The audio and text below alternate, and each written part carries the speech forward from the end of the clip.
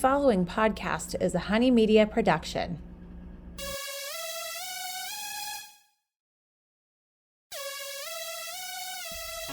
Hello. Welcome back to Motherhood Interrupted. I'm your host, Kimberly Lovey. I'm here with you guys again today and could not be more excited.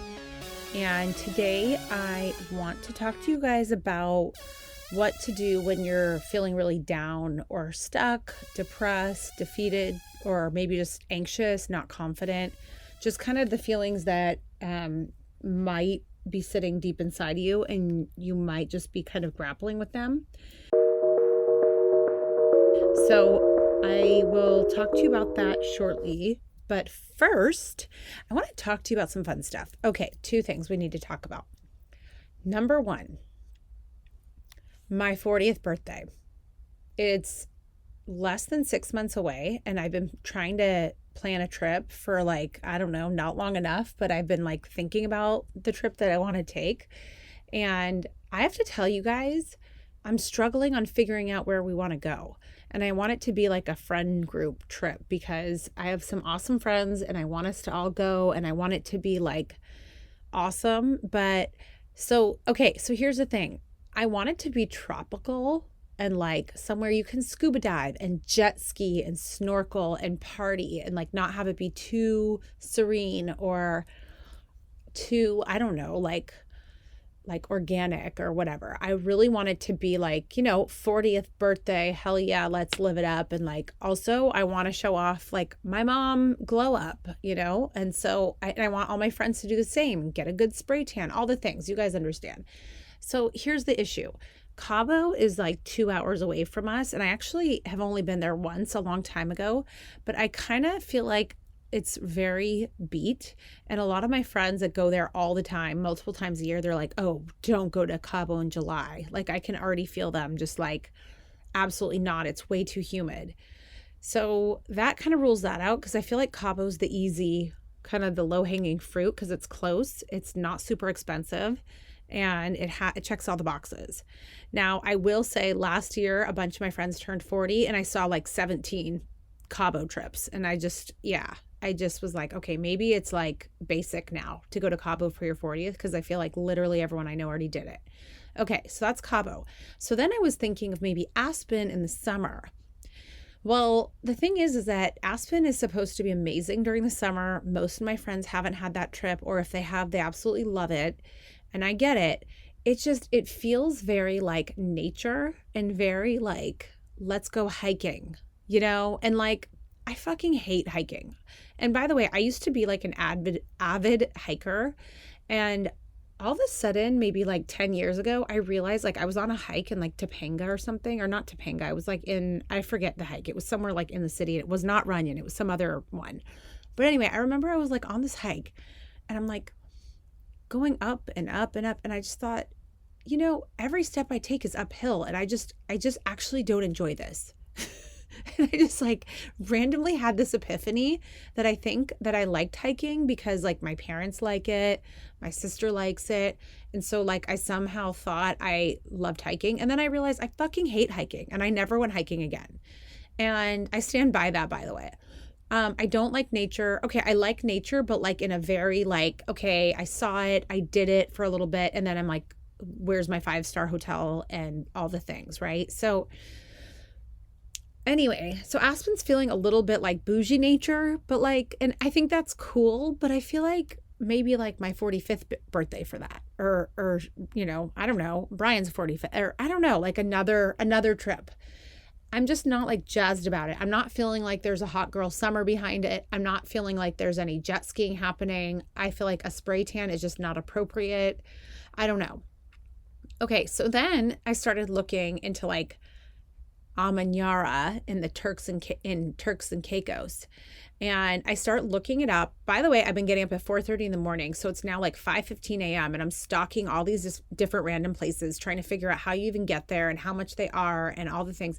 And apparently it's hurricane season down there, but there's rarely hurricanes in July. So I'm okay, this is promising. And I look up the resort, looks beautiful. I look up what it would be, how much it would cost for a 6-bedroom villa. And because I'm thinking, okay, that would be like 12 friends. That'd be sick. Guess how much it was? Guess. 28, almost $29,000 before taxes, which basically puts you, after all of the taxes and everything, it basically puts you, hold on, let me turn off my notifications. 1 second. Sorry, do not disturb. So anyway, so that basically puts you at over $30,000 a night. And even if you divide it by 12 people, that's still way too much money. Plus you have your flights, you have your food and drinks, all the things. So that was Turks and Caicos idea. And then Abby said they actually went to Amanyara once. I guess the individual rooms are more like $4,000. What a steal, right? And she said like the service was not even that great. Like she was in the pool with her kids and she said they needed towels and she couldn't get out of the pool because they didn't have any towels anywhere. And so I guess Sam had to like run and find towels, but like they waited over an hour. She's like, even at a, I forget what example she said, like some basic Marriott, like you would be able to get towels very easily. So she said the food wasn't very good there. So, okay, so now I've crossed that location out. So then I was thinking maybe Bahamas, but then again, is it like the wrong season? Is it too hot? It's not really easy to get there in terms of flights for us coming from Southern California. So long story short, I don't have an answer yet. I will say that at 5:30, the clock struck 5:30 this morning after I had been up for an hour. And I realized, I was thinking in my head, okay, I have to start to get ready now for our workout because we have to leave at 5:45. And then I'm like, oh my God, we have to leave at 5:30. Our workout starts at 5:45. And so I'm the one that makes us work out at 5:45, which means we have to leave at 5:30 in the morning because it gets to be way too late in terms of the mom rush hour if I get home so if we worked out from 6 to 7, I wouldn't get home till 7:15. Well, my kids have to be ready for school and basically moving out the door by that time in order to get to school on time. So I was like sprinting. I text Abby, I'm like, give me 5 minutes. Was not ready, hadn't brushed my teeth, nothing. Sprint upstairs, quickly changed and throw on my clothes. And within 6 minutes, I was back outside and Abby was like waiting in her garage. And anyway, so that was like my morning this morning. But that does kind of link to what we're going to talk about, which I'm waking up at 4:30 in the morning. I think not just because I'm a psycho, but also because I think there's a lot of stress and anxiety going on. And I was, in my state of thinking and was like, I need to talk to my friends, which is basically you guys, and wanted to just like address some of those feelings because I feel like they're so like deep and under the radar that I was like, we need to like talk this out. Okay, so before I dive into that, one more thing, okay? Potty training. We've been potty training London. Keep in mind, I did not potty train the first two because Becky was here and I was traveling. So she potty trained them both just before they turned 2. So London's turning 2 on February 27th.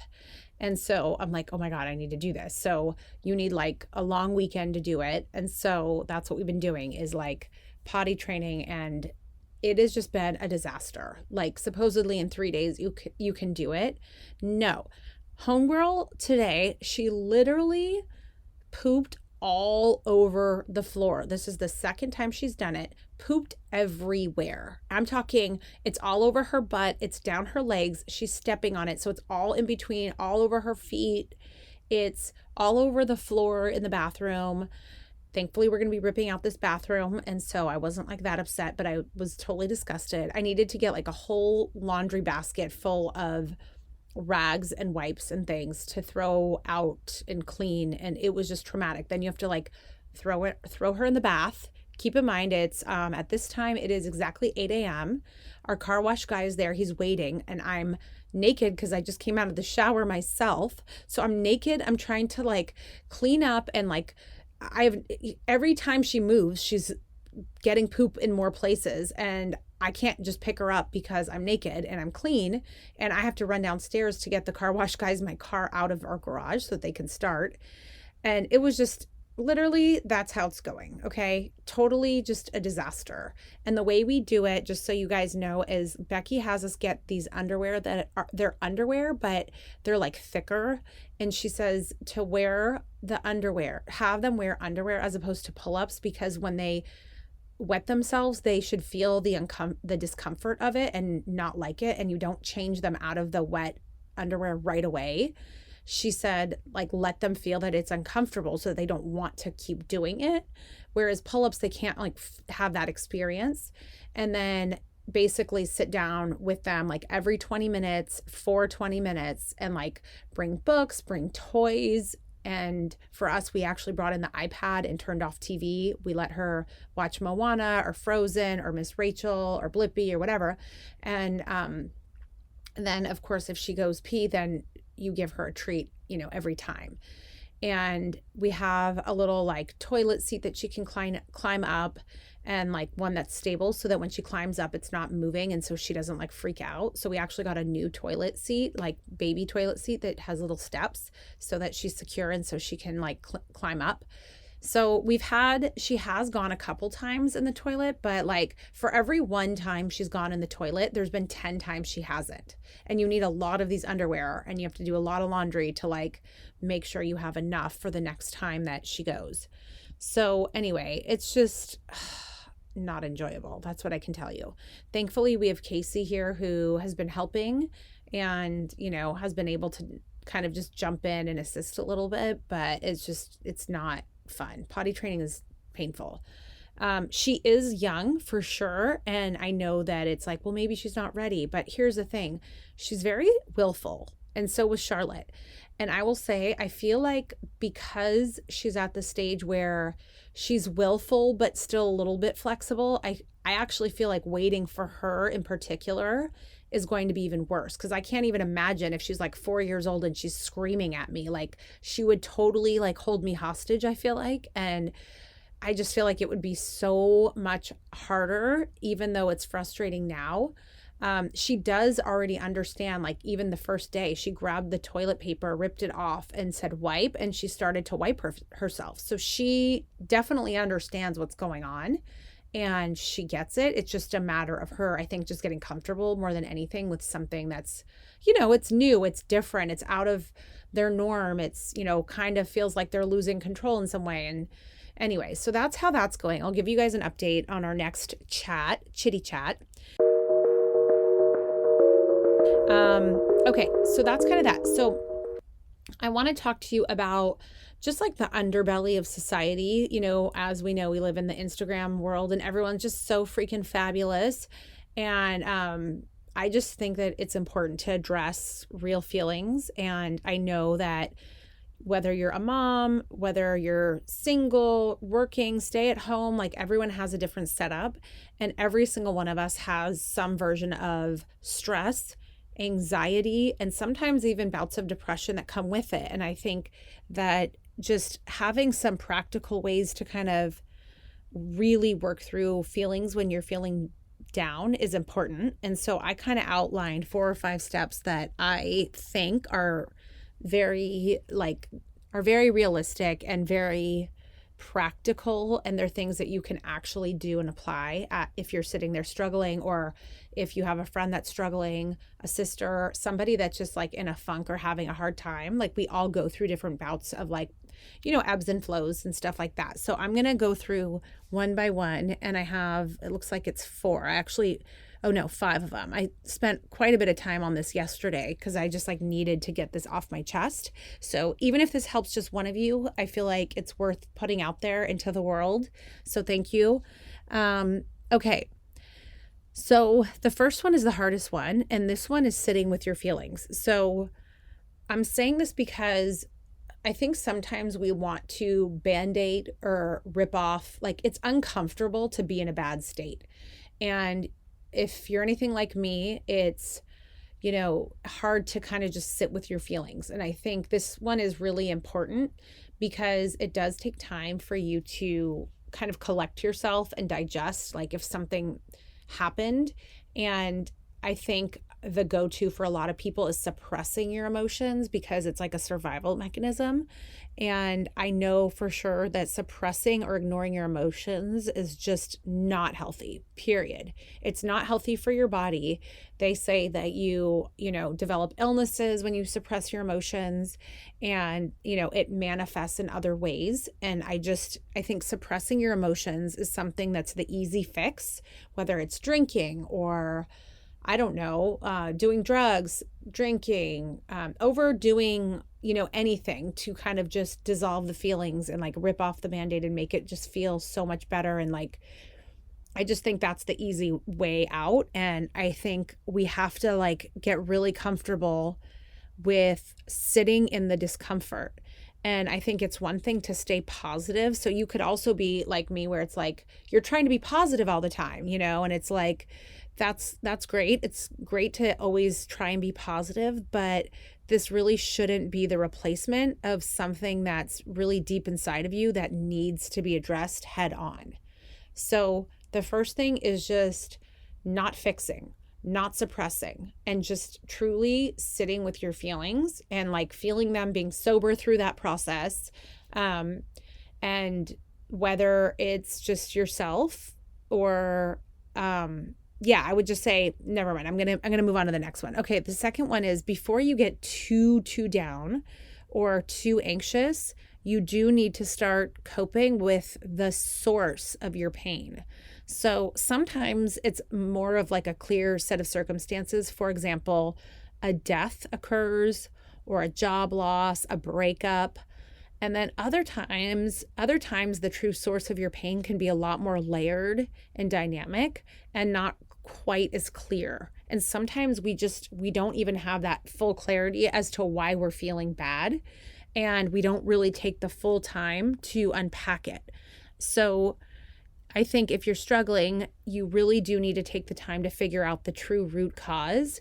And in that set of circumstances, if it's not crystal clear, you might benefit from either regular meditation. So when I say that, I don't necessarily mean like some Zen sound bath kind of way. Like, by the way, if that works for you, great. I don't know. That's not really me. But what I mean is really taking quiet time for yourself. So drowning out noise around you and all the chaos of your everyday life, and really spending time to get clear on like, what is the root cause of my underlying stress, anxiety, pain? And like, sometimes it's not what you think it's going to be. So you might think like, oh, I'm really upset at my husband because he's not helping with the kids. But then you're like, well, he actually is helping. I'm upset about, that's not actually it. I'm just like looking to kind of like, pinpoint something that's annoying me, but that's not really what's like upsetting me right now. It's not like he's cheated on me. And you might come to find out that like, you have a toxic friend, or your boss is upsetting you, or you're not happy about your schedule, or you don't like where you live, or there might be layered, or maybe somebody said something to you that actually puts you really in like a bad place, and you just sort of are glossing over it, but that is the actual underlying root cause of like what's throwing you off. Like there's so many different things that come up. And so I think just really spending that quiet time with yourself to like, just be honest. Like, what is truly, like, ask yourself, like, what's bothering you? And, some people benefit from journaling. I'm not much of a journaler per se. I'm always like, oh my God, someone's going to read this. But that might be a way for you to kind of unpack your feelings. For me, I think sometimes like going on a run where my blood flow is better, it just stimulates more brain activity, and I get a lot of clarity and like creative thinking going on. So that's another way you can get into like a meditative state. Driving in your car and just having pure silence and not having like the radio or podcast or anything on. There's just a lot of different ways that you can carve out time to really sit with yourself and really unpack your feelings. And if you struggle with this at all, I would say you might be a really good candidate for therapy, because obviously therapy is a great outlet as well. That's safe. It's, expensive, but it's definitely an investment. And I think, having any kind of outlet to really just figure out the root cause, not even solutioning it, but just really pinpointing what's truly bothering you is important. I would say another thing you could do also is, as you're kind of going through this exercise, you might actually start crying. You might benefit from even having a notepad, sorry, not a notepad, your voice notes on your phone so you can get clarity and like express what you need to and like say it. Because sometimes if it strikes you, you can get it out easier that way. You could also use the notes in your phone. So again, if you're like on the go or somewhere random, you can do that.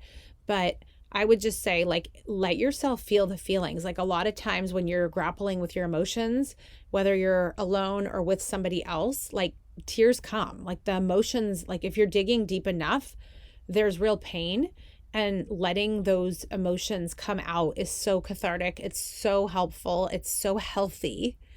And, just don't suppress those thoughts. Don't bottle it up. Let them flow out of you, and, really reach for that process. It's part of your healing.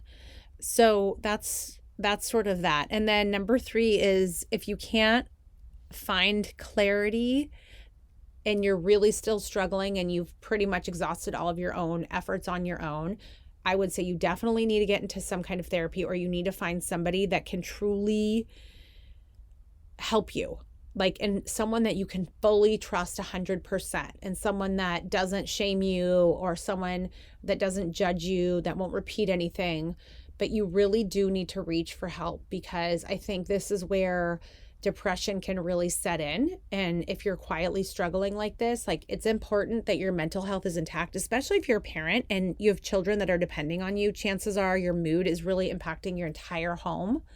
And I just think it's super important that you get your feelings validated and get them out of your body and share them.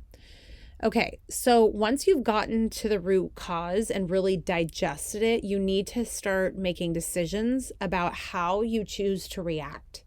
So this is something that I found to be so powerful. When I've been in really high stakes situations that are really stressful and something completely out of my control, whether it's a family health issue or something at work, or just there's so many things. But if there's some truly big issue out there that is well beyond what I can control, I always go back to reminding myself when I'm in those hardest, darkest moments that I may choose how I react. And that is one of the most powerful keys in all of this. And I just feel like we have to be aware that in life, there's so much we cannot control, but you can always choose how you react to something. And this part really does take a lot of mental toughness. I think it takes fighting, a fighting mentality, to choose your thoughts so carefully in the times of darkness or anxiety or when you're scared. And one thing I do is I think of how I can remove the source of the pain. And if I think of how can I remove the source of the pain, maybe it's just limiting certain interactions. Whatever you can do in your control of limiting the source of the pain, that is so important. Maybe it's creating distance from somebody that's toxic. Whatever you personally can take control of and really limit your exposure to that source of pain, that's huge.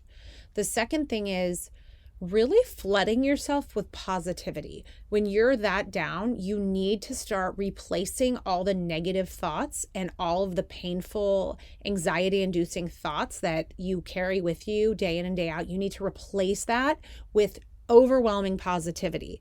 So, for example, the other day I was running and I found this amazing podcast, and it was an interview with Kobe Bryant. And I hadn't really studied him much. I mean, I know he's one of the greatest leaders. He's, iconic. He's all the things, but I really hadn't spent much time listening to him. And so I just haphazardly or randomly found this interview, and I was listening to it, and it was just so inspiring and so important. And it made me feel like I want to read more of that. So I'm going to go get his book now. And just really seeking out sources of positivity. So adding people in your life, if you can, that will flood you with positivity, but more importantly, flooding your brain with positivity. So, so important. Anything that's positive like that, it will make you feel completely different. It will make you feel so good. Thinking of ways to introduce that back into your life or to reach for those just daily feelings, like go call a friend and go exercise together. Go get yourself a massage, like pour deeply into yourself. And when you start doing that, you're simply building good momentum. And you can also just get yourself out of the funk by making a list of things that you have to get done and then check off those items. And it can be things like so easy and so small. And so, for example, like you have to go get your car serviced, or you have to get your kids Valentine's Day gifts. Like all of those little random things, tasks that are like weighing you down that you know you have to get done and you really don't want to, put them down on your to-do list and check them off. And in doing that, you're actually releasing dopamine. So you actually are getting a dopamine hit every time you check something off of your to-do list. So it doesn't matter how big or how small. Get the new scrunch socks, for example. I mean, it could really be something incredibly simple. Go, fold your laundry.